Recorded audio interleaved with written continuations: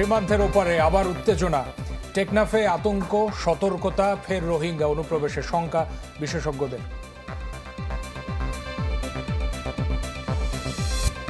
ঢাকার আগ্রহেই তিস্তা প্রকল্পে বেইজিং, বাংলাদেশের অভ্যন্তরীণ ইস্যুতে অন্য কারো হস্তক্ষেপ মানবে না চীন। কমলো এলপিজির দাম, 12 কেজির সিলিন্ডার 357 টাকা কমিয়ে 1528 টাকা নির্ধারণ, সন্ধ্যা থেকে কার্যকর। অভিন্ন প্রশ্নে প্রথম দিনের এইচএসসি সমমান পরীক্ষা, প্রধান শিক্ষক পাচ্ছে 32,000 সরকারি প্রাথমিক বিদ্যালয়। দেশে প্রথমবারের মতো চালু হচ্ছে ইলেকট্রিক ট্রেন, অনুমোদনের অপেক্ষায় 4,500 কোটি টাকার প্রকল্প।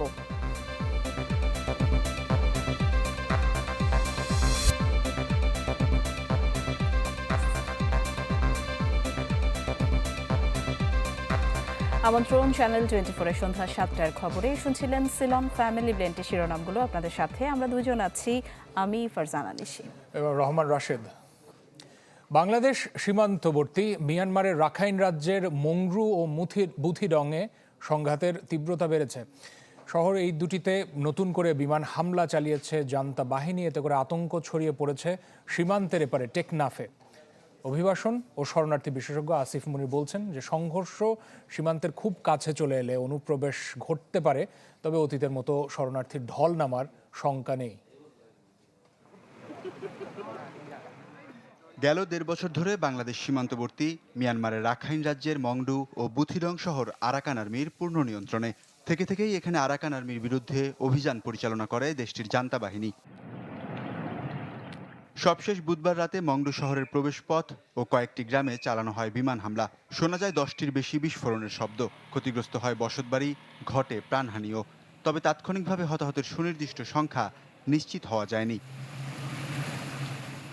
একই সময়ে বুথিডং উপজেলার কয়েকটি গ্রামেও হামলা চালায় মিয়ানমার জান্তার বিমান। কিয়াতমাউক তাউং নামে মুসলিম অধ্যুষিত গ্রামে 2 শিশু ও 1 প্রবীণ আহত হন। আতঙ্কিত অনেক বাসিন্দা নিজ বাড়ি ছেড়ে আত্মীয়র বাড়িতে আশ্রয় নিয়েছেন বলে জানিয়েছে স্থানীয় গণমাধ্যমগুলো। সীমান্তের ওপারে যখন চলছে এমন বোমা বর্ষণ, এপারে সেই শব্দে কেঁপে উঠছে ঘরবাড়ি। দেখা যাচ্ছে ধোঁয়ার কুণ্ডুলি। সাধারণ মানুষের অনেকেই আছেন আতঙ্কে। গোলাগুলি হচ্ছে এবং বিমান হামলা হচ্ছে, তবে আমরা স্থানীয় যারা বাসিন্দা রয়েছে অনেক আতঙ্কের মধ্যে ছিলাম। ওপারে গোলাগুলি এবং বিমান হামলায় আমাদের এই পারে বাংলাদেশের সর্বদক্ষিণের সীমান্ত টেকনাফে আবারও বাসাবাড়ি কেঁপে উঠছে। মায়ানমারের যে সীমান্ত এলাকায় তাদের মায়ানমার সরকারের নিজেদের সমস্যার কারণে যে বোমাবর্ষণ হচ্ছে, বোমিং হচ্ছে, তার কারণে আমাদের এই টেকনাফ সীমান্তের জনগণের মধ্যে অনেক হুমকির মুখে পড়ছে। অতীতেও এই অঞ্চলে সংঘাতের প্রভাব বাংলাদেশ সীমান্তে পড়েছে। আশ্রয় দিতে হয়েছে লাখ লাখ রোহিঙ্গাকে। তবে এ দফায় তেমন ঢলের শঙ্কা দেখছেন না অভিবাসন ও শরণার্থী বিশেষজ্ঞ আসিফ মুনির। তবে সীমান্তের খুব কাছাকাছি সংঘর্ষ হলে পরিস্থিতির অবনতি হতে পারে। যদি তাদের জীবন সত্যি বিপন্ন হয়, যে তাদেরকে গুলি করা হতে পারে, হত্যা করা হতে পারে, তাহলে কিন্তু মানবিক সহায়তার জায়গায় তাদেরকে আসতে দিতে হবে। আমি আবারও বলতে চাই যে 2017-এর মতো যে ঢল, সেটা নামার সম্ভাবনা আসলে নাই। বাংলাদেশ লাগোয়া মিয়ানমারের রাখাইন রাজ্যের 17টি উপজেলার মধ্যে 14টিতেই নিয়ন্ত্রণ প্রতিষ্ঠা করেছে সশস্ত্র সংগঠন Arakan Army. Waliullah Faruk, channel 24। ঢাকার আগ্রহেই তিস্তা প্রকল্পে কাজ করতে চায় বেইজিং। এই ইস্যুতে অব্যাহত সমর্থন থাকবে চীনের। রাজধানী বারিধারায় সংবাদ সম্মেলনে কথা জানান দেশটির রাষ্ট্রদূত ইয়াওয়েন।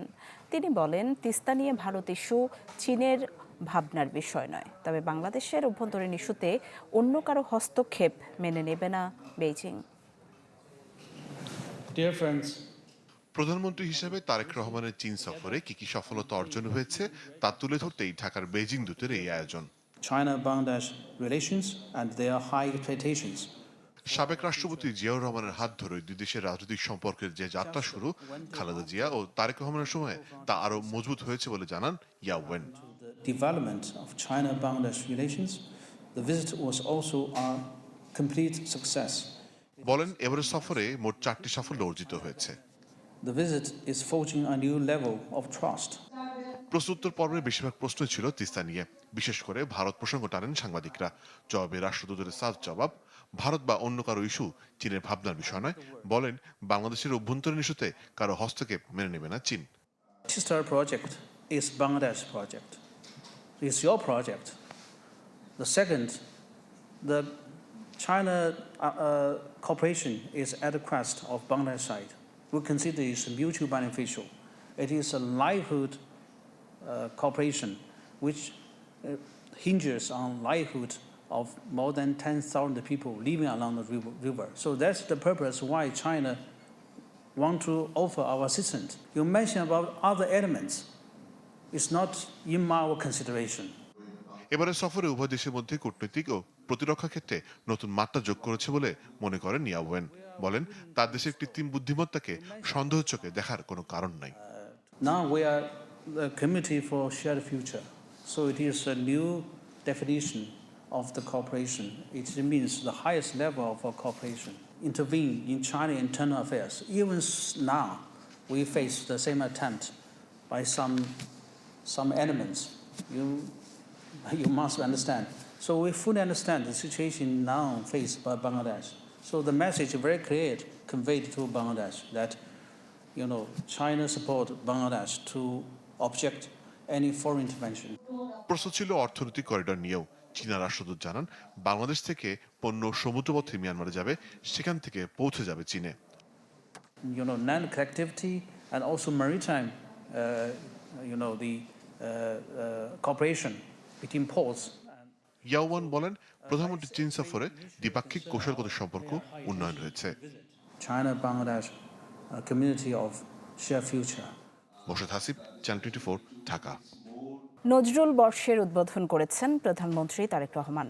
সচিবালয় মন্ত্রিপরিষদ বিভাগ কক্ষে এক সভায় এর আনুষ্ঠানিক ঘোষণা দেন তিনি। প্রধানমন্ত্রী বলেন, জাতীয় কবি কাজী নজরুল ইসলাম কেবল অতীত ইতিহাস নন, তিনি ভবিষ্যৎ প্রজন্মের প্রেরণার উৎস। একই সাথে তাকে যাপিত জীবনের অনিবার্য অংশ হিসেবে উল্লেখ করেন তারেক রহমান।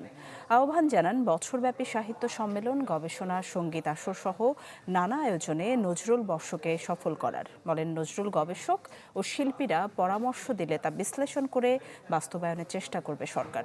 অনুষ্ঠানে উদ্বোধন করা হয় বিশেষ স্মারক ডাক টিকিট এবং নজরুল বর্ষের লোগো।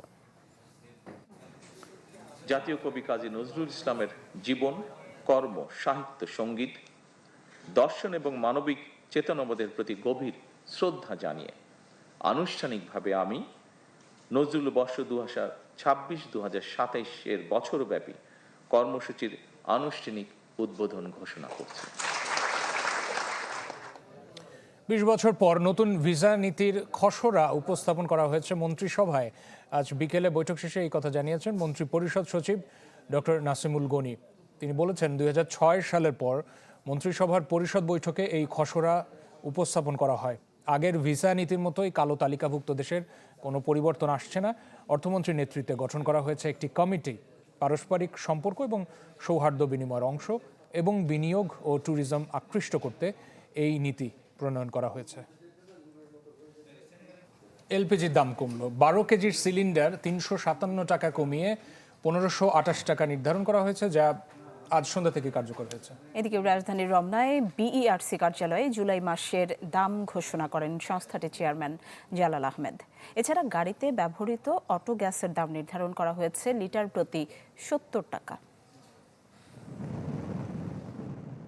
মধ্যপ্রাচ্যে সংকট কেটে যাওয়ার আভাসে বিশ্বজুড়েই কমছে সব ধরনের জ্বালানির দাম,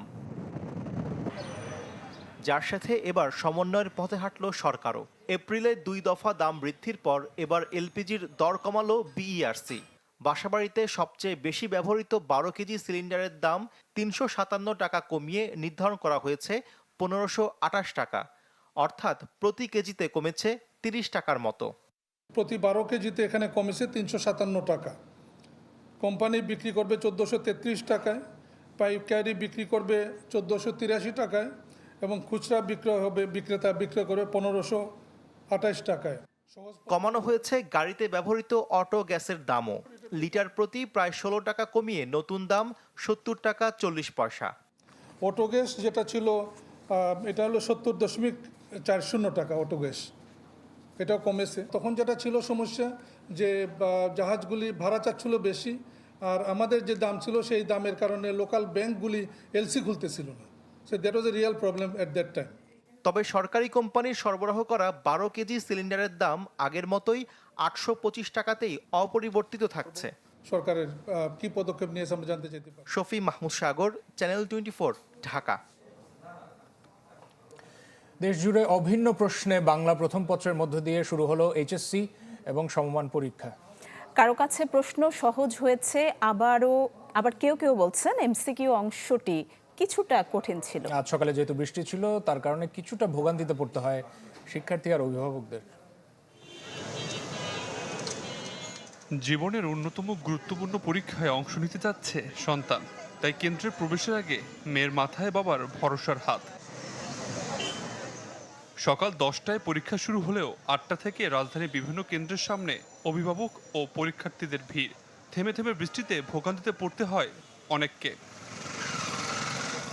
দুপুর 1টা পর্যন্ত চলে লিখিত পরীক্ষা। প্রতিটি কেন্দ্রে ছিল সিসিটিভি ক্যামেরার নজরদারি এবং কঠোর নিরাপত্তা ব্যবস্থা।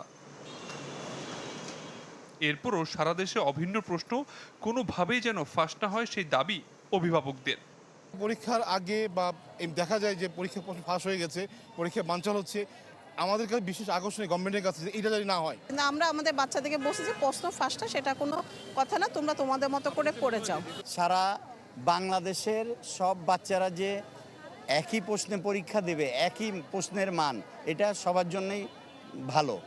কেন্দ্র পরিদর্শনে গিয়ে আন্তঃশিক্ষা সমন্বয় বোর্ড কমিটির সভাপতি জানান, সারা দেশে শান্তিপূর্ণ সুষ্ঠু পরিবেশে প্রথম দিনে পরীক্ষা সম্পন্ন হয়েছে। কিছু সেন্টার এবং বিভিন্ন বোর্ডের খোঁজখবর নিয়েছি, আন্তঃবোর্ড চেয়ারম্যান হিসাবে অনেক চেয়ারম্যানদের সাথে কথা বলেছি।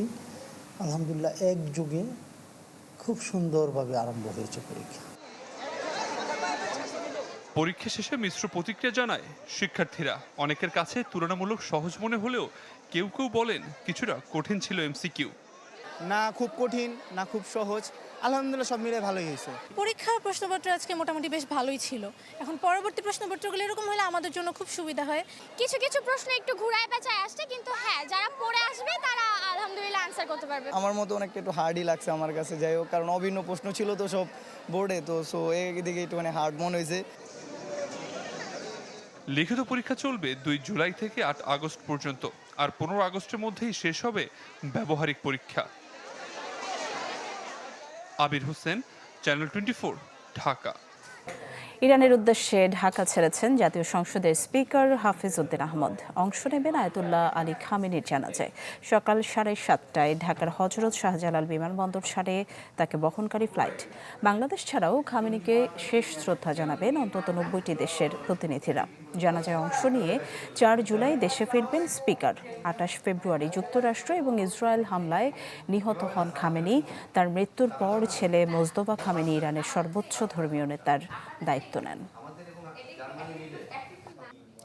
জুলাই আগস্টে ডেঙ্গুর ভয়াবহতা বাড়তে পারে। ঢাকা মেডিকেল কলেজে এক অনুষ্ঠানে কথা জানালেন স্বাস্থ্যমন্ত্রী সরদার সাখাওয়াত হোসেন। তিনি বলেছেন, ডেঙ্গু নিয়ন্ত্রণে স্বাস্থ্য মন্ত্রণালয় এবং অধিদপ্তরের সার্বিক প্রস্তুতি রয়েছে।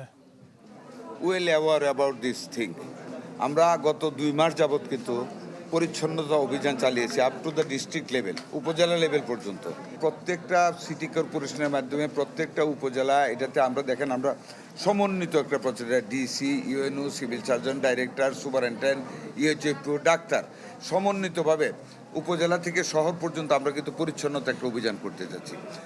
দেশের 32,000 সরকারি প্রাথমিক বিদ্যালয় পাচ্ছে নতুন প্রধান শিক্ষক। প্রধান বিচারপতির নেতৃত্বাধীন আপিল বিভাগের রায়ে জটিলতা কাটল 13 বছর পর। অ্যাটর্নি জেনারেল বললেন, এই রায় শৃঙ্খলা ফেরাবে শিক্ষা ব্যবস্থায়। দেশের সরকারি প্রাথমিক বিদ্যালয়গুলোতে প্রধান শিক্ষক নিয়োগ আটকে ছিল 2013 সাল থেকে। অচল অবস্থার অবসানে 32,000 শিক্ষকের পদোন্নতির মামলার শুনানির উদ্যোগ নেয় রাষ্ট্রপক্ষ। বৃহস্পতিবার সেই মামলারই রায় ঘোষণা করলেন আপিল বিভাগ। জানান, 32,000 প্রাথমিক বিদ্যালয়ে প্রধান শিক্ষক নিয়োগে বাধা নেই। ব্রিফিংয়ে অ্যাটর্নি জেনারেল বলেন, এটি শৃঙ্খলা ফেরাবে শিক্ষা ব্যবস্থায়।